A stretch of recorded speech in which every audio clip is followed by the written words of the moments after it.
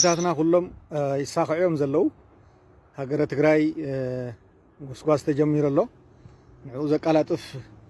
ኮሚቴ ተቋቁሙ ሀገረ ትግራይ ምስራት ክራዋሩ ዝኽእሉ ሰባት ወይሞሎ ትሕቶ ናይ ህዝቢ ትግራይ ሕቶ እዩ ካብኡ ንላዕሊ ዝኾነ ሕቶ እዩ ዘለና ኣብ ኢትዮጵያ ዝገበረቶ ኣብ ልዕለይና ጀነሳይድ ዝፈጸመት ሃገር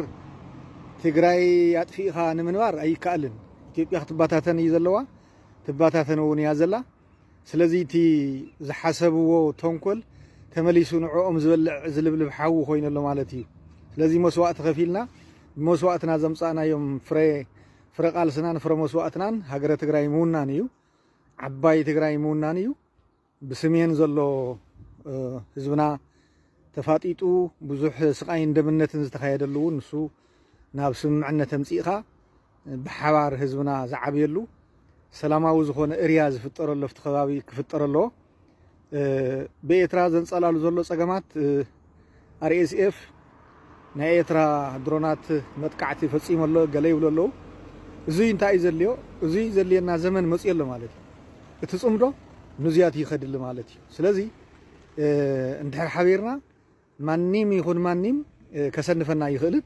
ክስዕረና ክደፍረና እውን ስለ ዘይኽእል እቲ ፅምዶ ክጠናኸር ኣለዎ እቲ ዝገርመኒ እቶም ኤርትራውያን ብዛዕባ ዓዶም ብዛዕባ ህዝቦም ብዛዕባ ላእላውነቶም ዝቁርቆር ዝኾነ ኣካል የለን ከመይ እዮም ዝሓስብዎ ስርዓተ ግደፍ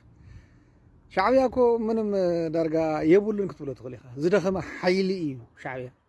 ሻዕብያ ደኺሙ እዩ ሰራዊት የብሉ ኢኮኖሚ የብሉ ስለዚ ኣብ ህዝብኩም ደግፉ ሃገርኩም ሓልው ላእላውነትኩም ኣኽብሩ ኣብ ከምዚ ቃልሲ ተንቀሳቀሱ ኤርትራውያን ብዝበለፀ ኤርትራውያን ነዚ ዝኒሄ ፅምዶ ኣቃላጥፍዎ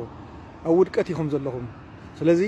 ፅምዶ ንኩልና ስለ ዝጠቅም ክንሰርሐሉ ኢና ትግራይ ሃገር ክትከውን ኤርትራ እውን ክትድግፍ ኣለካ ክትለዓዓል ኣለካ ኣባኻ ዝመፅእ ፀገምና እዩ ኣባና ዝመፅእ ፀገምካ እዩ ብልብኻ ተንቀሳቀስ ጉርሕን ክፋእን ትርጉም የብሉ ኣንነት ትርጉም የብሉ ብኣንነት ዝብላዕ እንጀራ የለን ውድቀት እዩ ጥፋት እዩ ካብዚ ተማሂርና ብትዕግስቲ ንንቀሳቀስ ፅቡቅ ይኸድ ኣሎ